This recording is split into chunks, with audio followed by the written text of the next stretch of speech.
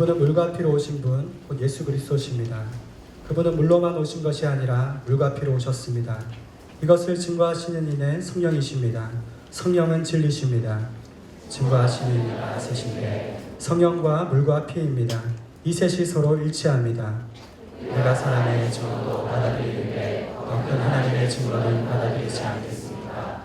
하나님의 증거는 이것이니 곧 하나님께서 자기 아들에 관해 이 증거하신 것입니다.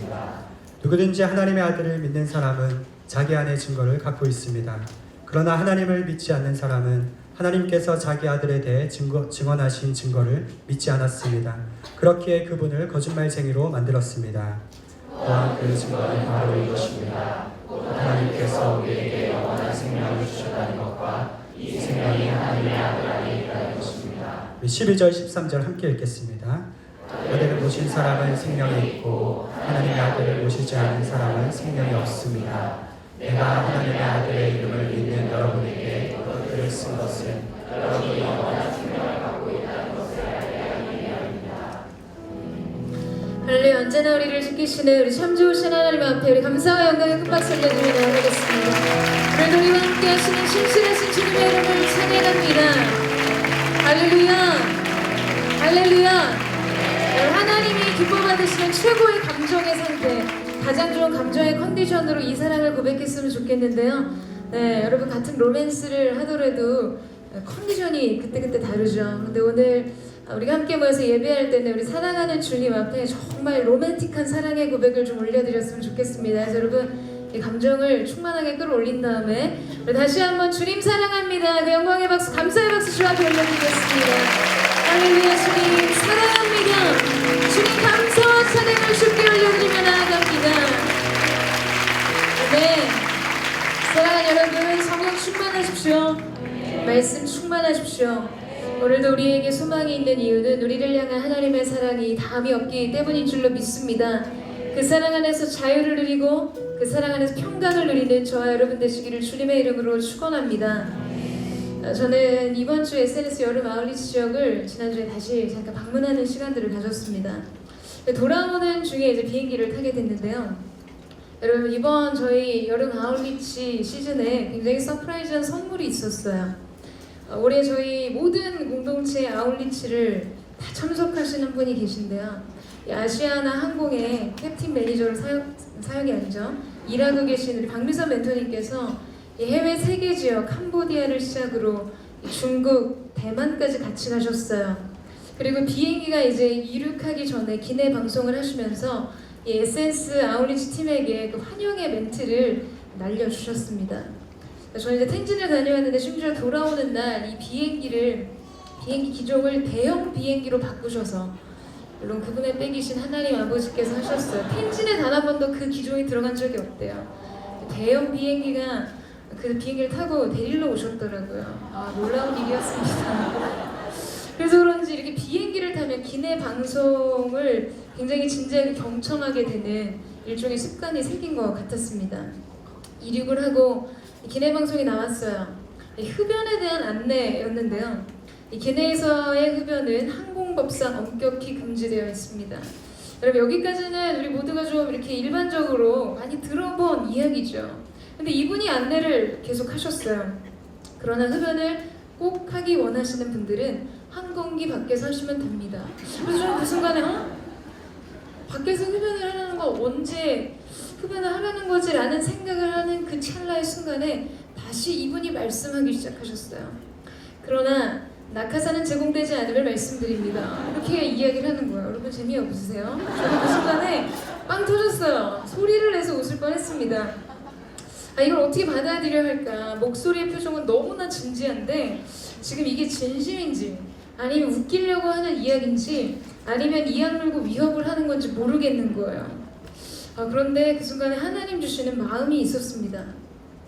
사랑하는 여러분, 하나님께서 정하신 진리, 하나님께서 우리 가운데 주신 이 말씀의 법 안에 있으면 우리에게는 자유와 안전이 보장됩니다. 그런데 그것이 우리에게 주어진 법이지만 그 법을 따라 행하는 것은 우리의 선택이고 또한 우리의 자유입니다. 그래서 우리는 이 육신의 소욕대로 그 소욕을 따라서 하나님께서 우리 가운데 주신 이 진리 안에 거하지 않을 수 있는 자유가 있습니다. 정 그렇게 하고 싶으면, 정 그렇게 못 참겠으면, 정 그렇게 육신의 소욕이 강렬하다면 그렇게 하고 싶은 대로 하라는 것이죠. 네가 하고 싶은 대로 살 수도 있다는 것입니다. 여러분, 그런데 우리 인생 속에 함께 들리는 이 마지막 멘트를 들으셔야 합니다. 여러분, 그것은 낙하산은 제공되지 않는다는 거예요. 하나님의 보호와 인도는 제공되지 않습니다. 하나님의 안위하심과 그분의 은혜와 축복은 없다는 사실이죠. 우리에게 주어지는 생명과 기쁨과 안정과 이 평강은 하나님이 우리의 인생 가운데 정해두신 이 진리의 기준과 하나님의 법 안에 거할 때 우리 가운데 주어지는 것입니다.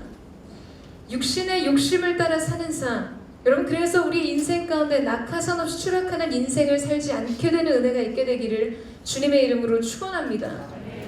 우리에게 주어진 두 가지 자유가 있다는 거예요.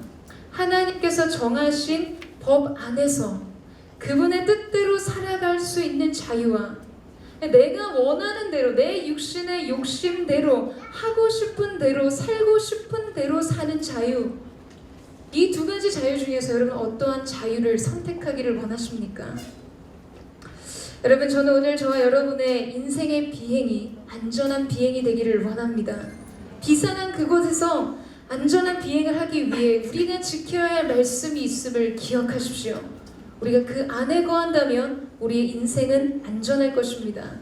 그래서 우리 모두의 모든 예배자의 인생의 비행이 평안한 비행 되기를 주님의 이름으로 축원합니다. 우리 옆 사람과 이렇게 한번 인사하셨으면 좋겠는데요. 낙하산 없는 인생을 살지 마십시오. 마지막 멘트를 기억하세요 라고 한번 축복하시겠어요? 네, 이 멘트는 이를 안 물고 해야 하는 멘트인 것 같아요. 여러분, 우리는 지난주 위닝홀이라는 세상을 이기는 사람들에 대한 이야기를 나눴습니다. 그리고 오늘 사도 요한은 우리에게 중요한 이야기를 다시 들려줍니다. 이 오늘의 본문의 말씀은 지난주 말씀에 포함되어 있는 이 5절 말씀이 던진 문답에 대한 굉장히 자세한 풀이의 형식으로 기록되어 있습니다. 우리 그 문답의 내용을 다시 한번 살펴볼까요? 우리 5절 말씀을 같이 한번 읽어보도록 하겠습니다. 5절 말씀 시작.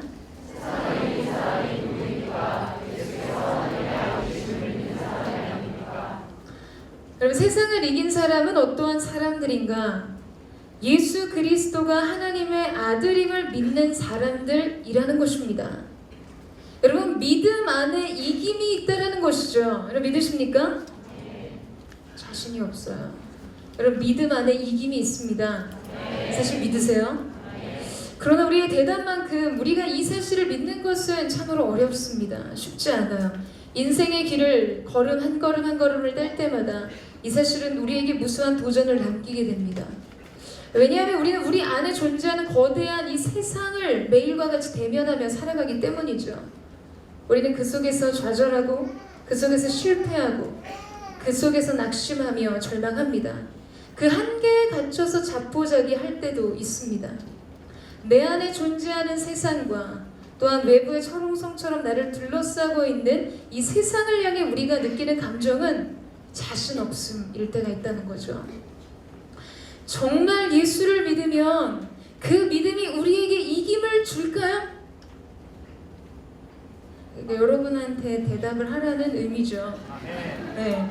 여러분, 정말 예수를 믿으면 그 믿음이 우리에게 이김을 준다고 믿으십니까? 내 안에 세상을 향한 사랑과 많은 중독의 문제, 실패와 절망과 이 낙심의 문제들로부터 우리가 정말 구원을 받을 수 있겠습니까? 우리가 살아가는 이 현실적인 상황과 환경을 정말 뛰어넘을 수 있을까요? 자, 이것이 여러분의 대답이십니까? 여러분, 자신 있게 하세요. 어쨌든 누가 뭐라 안 하니까. 여러분, 정말 그것이 여러분의 대답이십니까? 이것이 우리의 믿음의 선포가 되기를 주님의 이름으로 축원합니다. 이번 텐진 아울리치에서는 하나님이 정말 주신 많은 놀라운 역사의 손길들이 있었습니다. 각 아울리치 팀들마다 해외 3개 지역, 또 국내 2개 지역 안에 아름다운 하나님의 은총의 손길들, 놀라운 기적과 사랑의 역사들이 있었는데요. 텐진에서 있었던 일들 중에 하나를 나누자면, 첫째 날 집회가 시작이 됐는데 오후 강의 시간에 팀장이 제 방으로 급하게 찾아왔어요. 이 중국분이 찾아와서 안수기도를 요청했다는 것이었습니다. 컨퍼런스 장소에 이제 가보니까 애같은 얼굴로 서 계시는 중국 집사님 두 분이 계셨습니다. 이분들이 말씀하시는 내용인즉슨 6살 때부터 깊은 우울증을 앓고 그 이후에는 뭐 조울증과 불안장애와 알코올 중독과 분노의 중독, 갖가지 중독에 시달리는 40살이 넘은 형제가 있는데 이 사람을 위해서 기도를 해달라는 것이었어요. 지금 너무 심하게 고열이 나고 두통에 시달려서 숙소에 누워 있는데 자꾸 집에 가겠다고 한다는 것을 겨우 잡아 놓았다는 것이었죠. 그 순간 한 사람의 얼굴이 떠올랐습니다. 너무나 어두운 얼굴 표정으로 한시도 가만히 있지 못하고 이 예배 장소를 오갔던 사람이 있었어요. 저는 그분에게 뭐 지금 당장 숙소로 가서 기도해 줄 수도 있지만 저녁 예배에 참석하도록 하십시오. 저녁 예배 데리고 오십시오. 예배 중에 기도 시간에 안수를 하겠습니다. 라고 이야기를 했어요. 그런데 이 통역의 이야기를 들은 두 분의 얼굴에 이 불안감이 감돌더라고요. 그리고 이야기를 합니다. 지금 너무 열이 심하게 나서 두통도 심한데 기도를 받게 하고 집에 데려다 줘야 하는 것이 아닐까라는 생각이 든다는 거예요. 지금 그간 집에 가고 싶어 한다는 것이었어요. 그래서 저는 다시 말했습니다. 그것은 영적인 공격입니다. 물론 그것은 몸의 증상일 때도 있지만 지금 그 형제의 증상은 그렇지 않습니다. 예배에 참석하지 못하게 하는 사단의 회방입니다. 대적기도 하시고 예배 참석하게 하십시오. 그랬더니 믿음으로 아멘으로 화답하시는 거였어요. 방으로 돌아온 저에게는 영적인 부담감이 있었습니다. 설교를 준비하면서도 계속해서 기도했어요.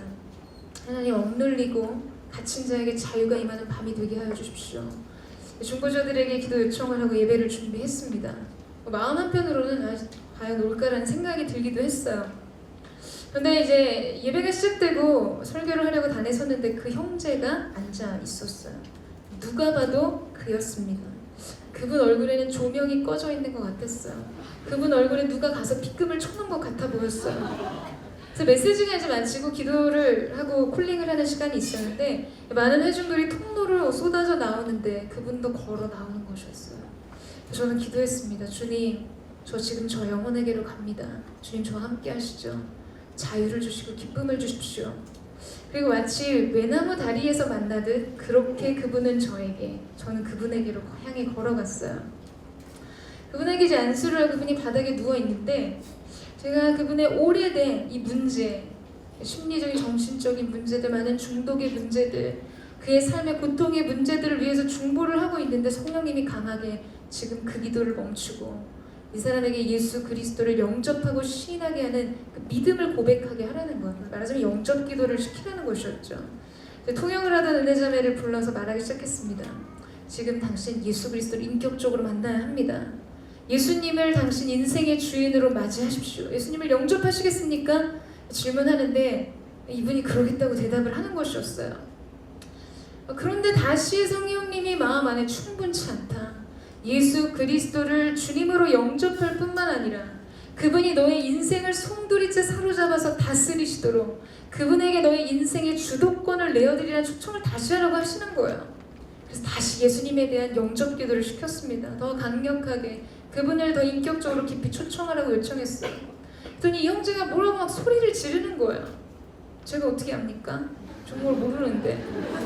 옆에 있는 집사님 두 분도 막 소리를 지르면서 고개를 끄덕입니다. 예수님을 자기 인생의 주인으로 받아들이고 그분을 믿고 그분을 따르겠다고 말했다는 것이었어요. 그래서 그분을 일으켜 세우고 선포했습니다. 이 시간 나사렛 예수 그리스도의 이름으로 선포합니다. 당신은 자유합니다.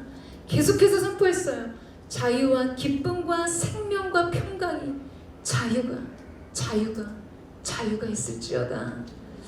여러분, 그런데 그 순간 굉장히 충격적인 장면을 보았습니다. 우리가 그 일들의 증인이에요. 정말 죽은 나무와 같았던 이 형제의 얼굴이 그 순간, 정말 순간 지나가는 찰나와 같은 그 순간에 여러분 마치 물에 검은 잉크 한 방울이 떨어져서 퍼지듯이 엄청난 환희에 찬 웃음이 그 온 얼굴에 퍼지는 것을 보았어요. 웃을 수도 있지, 여러분 웃음에도 종류가 있습니다. 제가 늘 얘기하잖아요. 하나님께 영광의 박수에도 영광의 강도가 있어요. 여러분, 열정에도 온도가 있고 사랑에도 순도가 있는 것입니다. 그의 얼굴 가운데 퍼지는 이 환희의 장, 그 생명과 평강의 그 압도적인 하나님의 임재가 너무나 확연하게 드러나는 것이었어요. 그리고 두 손을 들고는 공중공중 자리에서 뛰면서 뭐라고 소리를 치는데 뭐래요? 모르죠. 못 알아들으니까. 나중에 이제 그 다음날 들어보니까 나는 승리했습니다. 나는 이겼습니다. 이것을 외치면서 그 자리에서 뛰었던 것이었어요. 저희가 그날 밤에 정말 그 형제의 그 순간적인 표정의 변화가 너무나 압도적이고 너무나 경이로워서 그것을 눈앞에서 본 순식간에 주어진 엄청난 변화를 눈앞에서 본 팀원들이 저마다 그 이야기를 나누는 시간들이 있었어요. 그리고 저는 다음날 두렵고 떨리는 마음으로 집사님 두 분을 만나서 물어보았습니다. 그 형제분이 오늘 아침에 어땠냐고 물었더니 굉장히 상기된 목소리와 표정으로 너무나 자유와 기쁨이 충만해서 날아갈 것 같은 가벼움으로 아침에 눈을 떴다는 것이었어요. 그래서 기쁨으로 어제 그 표정 그대로 그 예배당에 발을 들이는 형제의 모습을 보고 너무나 감사한 마음이 있었습니다. 여러분, 빙산의 일각이에요. 작은 조각 하나 나누는 것입니다. 여러분, 그는 무엇을 했을까요? 40년이라는 시간 그를 속박하고 억압했던 모든 죄와 중독의 문제들, 정신적인 문제들, 모든 그의 인생의 약함과 악함의 문제들, 여러분 그것을 극복하고 회복하기 위해서 과연 그가 한 일은 무엇일까요? 무엇을 했습니까? 그의 내면을 사로잡았던 두려움과 불안을 넘어서기 위해서 대체 그가 한 일은 무엇이었을까요? 여러분 무엇입니까? 예수를 믿었다는 것이에요. 그분을 자기 인생의 주인으로 받아들였다는 것입니다. 바로 그 순간 자유가 임했던 것이에요. 바로 그 순간에 생명과 기쁨과 소망이 임했습니다. 회복이 임했어요. 치유가 임했던 것이죠. 여러분 무엇이 이것을 가능하게 했습니까? 다시 이야기하지만 예수를 믿는 믿음입니다. 저분의 옷자락에 손을 대면 내가 나을 것이라는 믿음, 저분이라면 나의 삶이 달라질 것이라는 그 믿음이 능히 오랜 세월 이길 수 없고 넘어설 수 없었던 모든 장벽을 뛰어넘는 능력이 되는 것입니다. 질병을 이기고 절망을 이기고 세상의 시험과 유혹을 이기고 인생에 찾아오는 모든 환난과 고난을 이기고 우리의 인생 가운데 찾아오는 모든 한계의 장벽을 뛰어넘는 것입니다. 할렐루야. 여러분 예수를 믿는 믿음 안에 우리의 이김이 있음을 선포합니다. 여러분 오늘 이 사실을 믿으십니까? 정말 여러분의 인생 속에 예수 그리스도를 믿으세요? 그렇다면 그 믿음이 여러분의 인생 속에 이김을 주실 것입니다. 저는 오늘 이 시간 선포합니다. 오래된 모든 문제로부터의 자유가 있을지어다. 고난과 고통의 역경을 뛰어넘을 세임과 능력이 부어질지어다. 모든 것을 견디고 이기는 능력, 적군의 담을 뛰어넘는 능력이 오늘 주님을 바라보고 주님을 믿는 모든 자의 심령 가운데 부어질 줄로 믿습니다. 자유가 있을지어다. 자유가 있을지어다. 여러분 오늘 저와 여러분의 심령 가운데 이 강력한 압도적인 하나님의 평강과 기쁨이 충만하게 있게 되기를 주님의 이름으로 축원합니다. 여러분 오늘의 말씀은 우리가 믿는 예수 그리스도에 대해서 증거하고 있어요.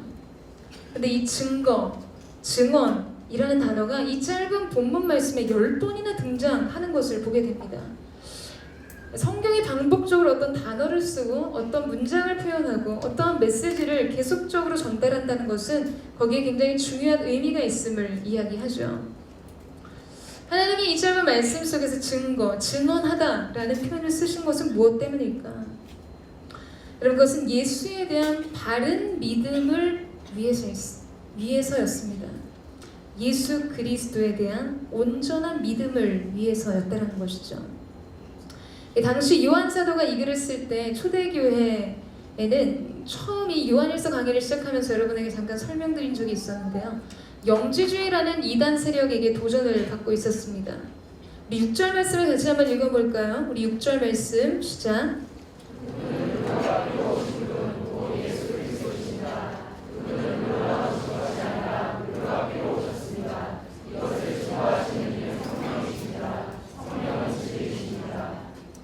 자, 여기서 말하는 물은 예수님의 세례 사건을 의미합니다.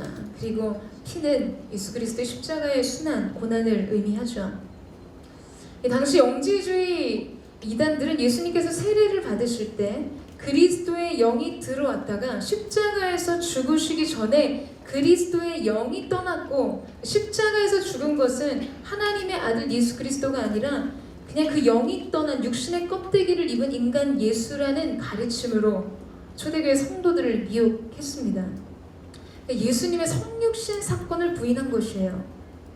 이를 위해서 요한 사도는 확실한 성령의 증언과 증거에 대해서 못 박으면서 초대교회 성도들이 그리스도에 대한 바른 지식과 믿음의 견고함 속에 서도록 권면하고 있는 것입니다.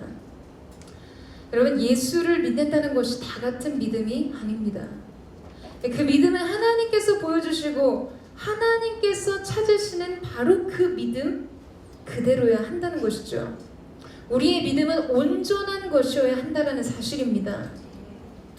저 이번 주에 교통사고가 있었는데요.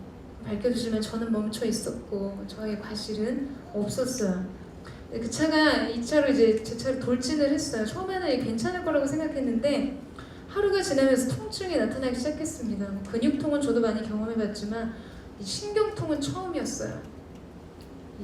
의식하고 있지 못한 순간에 갑자기 누가 등을 칼로 찌르고 베는 듯한 이런 통증이 느껴지기 시작을 했어요.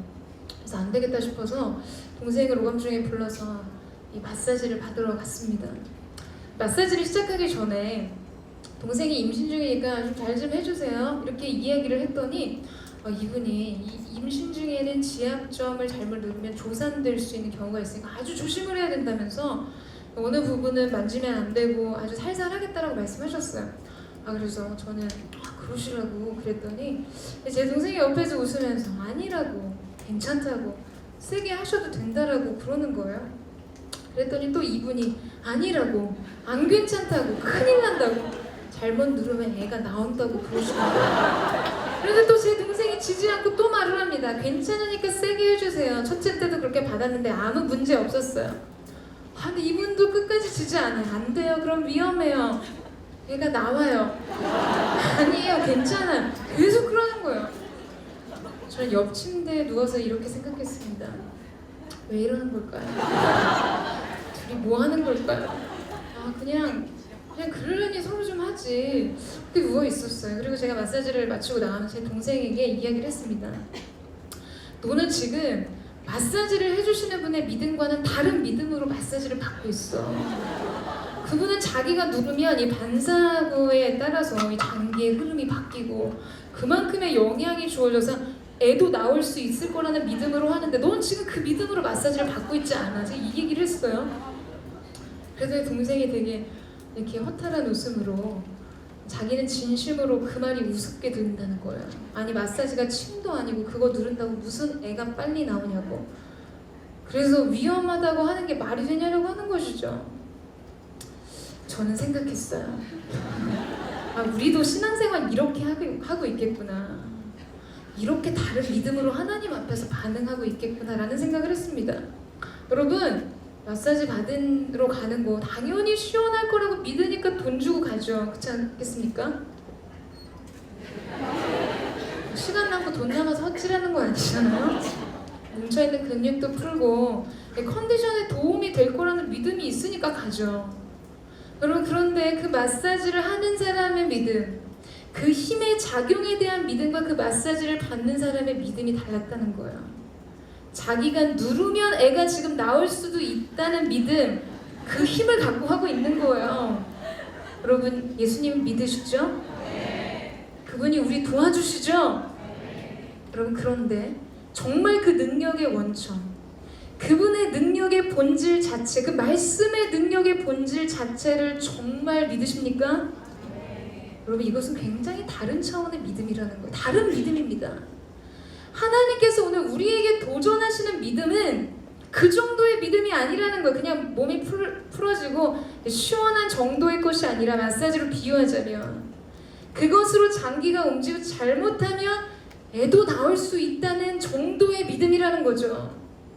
여러분, 오늘 이 자리에 모이신 이 자리에 있는 모든 사람 안에 예수 안 믿는 사람 하나도 없을 것입니다. 그분은 우리를 도와주는 분이시죠. 그러면 다 그럼요, 아멘.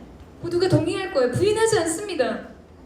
그런데 지금 우리가 믿는다고 말하는 그 믿음은 지금 마치 제 동생이 마사지를 받을 때 믿음 정도일 때가 있다는 것이죠. 우리가 그런 신앙생활을 할 때가 있다는 거예요. 주님, 저 지금 여기 아파요. 여기 좀 눌러주세요. 여기 좀 만져주세요. 진통제 좀 놔주세요. 삶을 고치고 내 삶이 변화되고 내 삶이 치유될 거라는 믿음은 없습니다. 그냥 오늘 하루 견디는 진통제 맞고 돌아가는 거예요. 그저 잠깐 마사지 받는 잠깐의 도움, 피상적인 삶의 도움, 잠깐 오늘을 견디는 소망 정도, 우리가 믿고 있다라고 의뢰하고 있다는 그분의 도움은 이런 제한된 생각 속에 주어집니다. 그냥 어느 정도의 것이라는 거예요. 무슨 기도한다고 뭐가 달라지겠어요? 믿는다고 뭐가 나아지겠어요?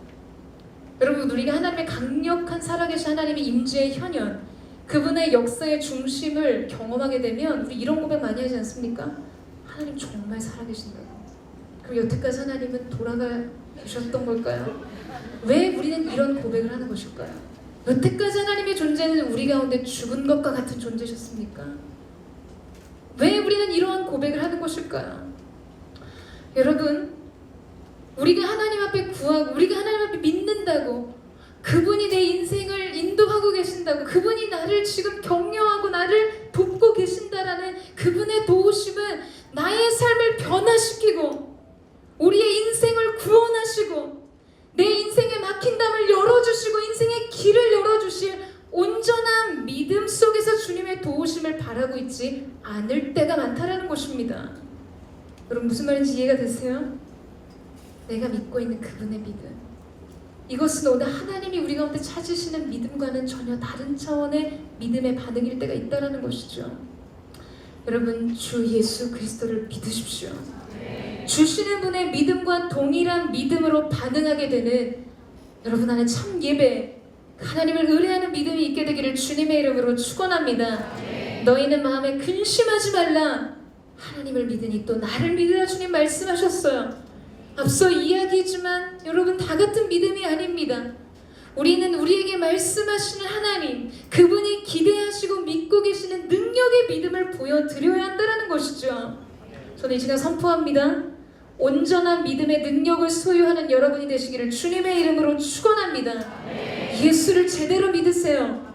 정말 그분 그대로를 믿으십시오. 그분은 폭풍을 잠잠케 하신 하나님의 아들이세요. 예수는 우리의 구원자, 우리의 창조자, 우리의 치료자가 되십니다. 여러분, 믿으십니까? 그러면 여러분, 이 고백도 함께 듣게 될 거예요. 딸아, 너의 믿음이 너를 구원하였다. 너의 믿음대로 될지어다. 하나님 말씀하실 거예요. 우리 인생의 가능성의 크기는 우리가 믿는 하나님의 크기입니다. 하나님의 크기만큼의 믿음의 그릇을 예비하는 여러분 되시기를 주님의 이름으로 축원합니다. 주님의 이름으로 축원합니다. 옆에 사람에게 한번 인사하시겠어요? 예수님 제대로 믿으십시오. 당신이 믿는 하나님의 크기가 당신 인생의 크기입니다. 너무 어렵나요?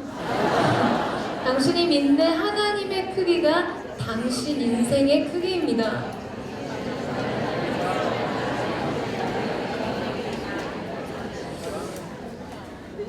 믿음대로 될지어다.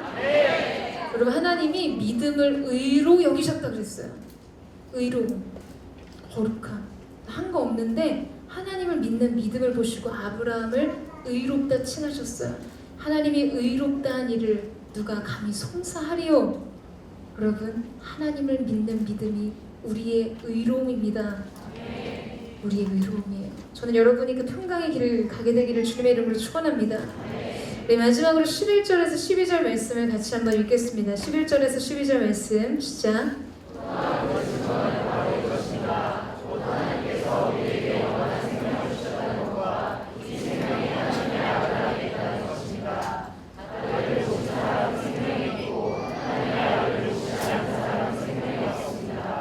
오늘 본문의 결론이자 기독교의 에센스라고 말할 수 있죠. 우리에게 주어진 영원한 생명의 본질적인 진리가 선언되고 또한 증거되고 있습니다. 그래서 오늘 말씀 속에서 등장하고 있는 하나님의 증언인데요. 그 증언은 바로 하나님께서 우리에게 주신 이 영원한 생명, 영원한 생명, 영생이 하나님의 아들 안에 있다는 것입니다. 그 아들을 믿는 자에게 이 영원한 생명을 주신다는 것이죠. 여러분, 인간의 가장 큰 두려움과 공포가 뭐라고 생각하십니까? 가난한 자나 부한 자나 능력이 있는 자나 무능한 자나 인간에게 주어진 일생을 각자 다른 형편으로 살아간다 해도 모두에게 공평하게 주어진 피해갈 수 없는 한 가지 문제가 있는데 그것은 죽음입니다. 아들을 믿는 자에게 영원한 생명이 주어진다 한들 여러분, 그 영생으로 나아가는 관문인 죽음이 두렵지 않은 성도는 아마 없을 것입니다. 제가 예전에 SNS 공동체 처음 수련회였죠. 사랑이 항복하다 수련회 설교 중에 한번 나눈 적이 있었지만 저에게는 어린 시절부터 저를 두려움과 공포로 몰아넣었던 아주 예리한 불안이 늘 있었습니다. 우선 사랑하는 사람을 잃어버릴지도 모른다는 두려움이었어요. 죽음이 남기는 이별과 상실에 대한 불안이었습니다. 심장병을 앓고 계셨던 어머니에게는 어린 시절부터 쇼크가 찾아오면 어느 순간 어떻게 갑자기 마치 죽음은 불시에 찾아오는 불청객처럼 언제나 우리 가정 곁에 서 있다라는 그런 불안이 있었고, 또 부모님 두 분 모두에게 찾아온 암성고는 저뿐만 아니라 저희 가정 안에 마치 이 스트레스성 외상처럼 삶의 곳곳에 이 불안이 묻어 있는 것과 같았습니다. 근데 어느 날 저희 가정을 정말 아주 사랑으로 기도해 주셨던 굉장히 친밀한 사랑을 나눴던 가까운 지인이 갑작스럽게 소천하신 일이 있었어요. 그리고 그 사건은 큰 상실과 충격을 남겼었죠. 근데 어느 날 제가 이제 그날의 일상을 기록해둔 동생의 글을 읽은 적이 있었습니다. 이 죽음과 그 너머의 영원한 생명을 바라보는 이 새로운 시야, 신선하고 신비로운 평강이 그 글에 묻어있는 것을 보고 말씀을 준비하면서 그 글을 여러분에게 한번 읽어드리고 싶다라는 생각을 했습니다. 중간에 내용을 잠깐 스킵하고 한번 읽어드리도록 하겠습니다. 2012년 11월 2일의 일상. 얼마 전 가족 모두가 가까이 마음에 두던 지인이 갑자기 세상을 떠나셨다. 함께 기도했고 함께 믿음을 실어온 이 과정에 불현듯 내려진 사망 선고였다. 공허한 종결이었다. 생에 갑자기 불쑥 죽음이 찾아왔다. 단촐한 외출처럼 그렇게도 생을 가벼이 떠나야 하는가? 우리는 보고 만지고 호흡하던 한 생명과 인격과 생기 있던 신체를 한 줌 가루로 바람에 날려보내야 하는가? 나무 곁에 고이 묻어야 하는가? 흙 아래로 가둬야 하는가?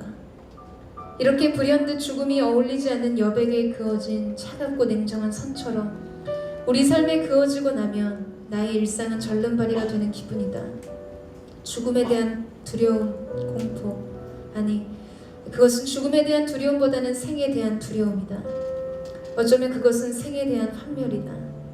자신의 실존을 자각한 순간 구토를 일으킨 록함탱처럼 나는 이런 순간 마치 생의 질을 느끼는 것 같아 생에 날 것을 만지는 것 같아 구토가 난다. 너는 그렇게 죽음을 일부러 숨기고 있었던가? 생 전체가 하나의 거대한 모래성같이 나를 기만하고 있는 것 같아 또다시 환멸을 느낀다. 어느 날 문득 접한 비보 이후 나는 쉽게 벗어나지 못할 그림자 안에 머물렀던 것 같다. 그 사건 이후 난 모르게 나의 죽음에 대한 포비아는 또다시 발동이 걸렸다. 그러던 어느 날 지한이를 유모차에 태워 남편과 산책을 마치고 돌아오는 길, 언제인지 모르게 스르륵 잠이 든 지한이를 가슴에 안고 침실로 옮기던 중 달라스 밀라드의 책 내용이 생각났다. 그리스도인들에게 죽음이란 엄마가 태워준 유모차에서 언제인지 모르게 스르륵 잠에 든 아기가 엄마 품에 안겨 침실로 옮겨지는 그런 과정인 것이다. 의식세계와 수면의 경계란 어느 누구나 애매하다. 숨이 꺼지는 의학적인 시각은 인간의 육체에게는 사망 시각이지만 영혼은 그렇게 사뿐히 모호함 속에 달콤함 속에 나른함 속에 평안함 속에 아버지의 품 속에 천국으로 옮겨지는 것이다. 그게 믿는 우리의 죽음이다. 누가 살아서 죽음을 보지 아니하고 그 영혼을 음부의 권세에서 건지리이까? 진실로 진실로 너희에게 이르노니 사람이 내 말을 지키면 죽음을 영원히 보지 아니하리라. 무릇 살아서 나를 믿는 자는 영원히 죽지 아니하리라. 그날 지한이의 너무나 평화롭던 표정은 잔상으로 계속 남아있다. 졸음의 흐릿한 경계, 달콤한 잠, 엄마의 품, 안락한 침실, 새 아침 태양. 하나님은 그렇게 내게 보여주셨던 것이다. 사랑하는 여러분, 바로 이것이 아들을 믿는 우리에게 주어진 죽음, 그리고 그 너머의 영원한 삶의 초대입니다. 어느 누구도 이 죽음 앞에서 혼자가 아닌 사람이 없습니다. 우리는 언젠가 각자 그 문 앞에 서게 될 것입니다. 누구도 대신할 수 없는 두려움이죠.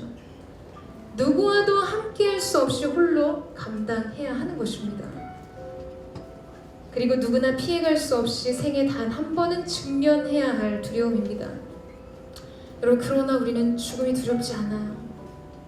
왜냐하면 하나님께서 믿는 너희는 죽음을 보지 않을 것이라고 말씀하셨기 때문입니다. 여러분, 믿으세요? 어느 누구도 생명과 죽음의 경계를 지나간 사람의 경험담을 알 수 없습니다. 들을 수 없어요.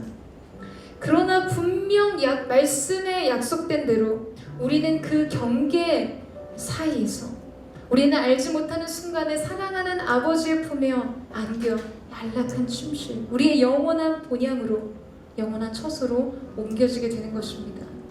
마치 엄마의 품에 앉아 평화로운 달콤한 잠에 빠진 어린 아이와 같이 말이죠. 여러분, 청년이기 때문에 두렵지 않습니까? 그렇지 않죠. 그것은 직면하지 않았기 때문입니다. 인간의 생을 가장 두렵고 공포스럽게 만드는 죽음마저도 하나님 아버지의 사랑, 그 아들 예수 그리스도를 믿는 믿음 안에서 영원한 삶으로 이어지는 달콤한 잠에 불과하게 됩니다. 여러분, 이것이 얼마나 엄청난 축복인지 아십니까? 예수님께서 죄와 사망의 권세를 이기신 이 능력이 얼마나 놀라운 건지 아세요? 그리고 여러분, 오늘 이곳에 여러분이 사랑하는 사람을 그렇게 먼저 떠나보낸 분들이 있을 거라고 생각합니다. 그러나 여러분이 생각하는 것보다, 여러분이 상상하는 것보다 그분들은 모두 사랑과 평안의 잠 속에서 주님을 배웠을 것입니다. 이것이 아들을 믿는 자에게 주시는 영원한 생명, 죽음을 보지 않고 영원한 생명을 누리는 자들의 축복이요 특권인 줄로 믿습니다. 그러나 오늘 말씀에서 경계하시는 것처럼, 그러나 아들을 믿지 않는 자에게 준비된 것은 죽음을 보는 일이에요. 엄청난 두려움과 공포에 휘감길 뿐만 아니라 그들에게는 그 죽음 넘어 영원한 형벌이 준비되어 있습니다. 사랑하는 여러분, 저는 저와 여러분이 아들 안에 있는 생명을 바라보는 은혜가 있게 되기를 축원합니다. 그 생명을 소망하십시오. 그 놀라운 평강이 여러분의 삶을 주도하도록 내어드리세요. 그리고 이제 주님께서 우리 가운데 말씀하신 아들 안에 있는 생명을 전하는 놀라운 은혜가 있게 되기를 주님의 이름으로 축원합니다. 여러분이 사랑하는 그 한 사람, 그 한 사람을 영원한 생명의 자리로 초대하십시오. 아버지의 품에 안기어 영원한 처소로 옮김바 되어지는 하나님 예비하신, 인간의 가장 두려운 순간마저도 가장 달콤한 잠이 되게 하시는 그 영원하신 사랑 안에 잠기도록 저와 여러분이 그 사랑을 아는 자, 그 사랑을 전하는 자 되기를 주님의 이름으로 축원합니다. 이 자리 같이 한번 찬양하며 기도했으면 좋겠습니다.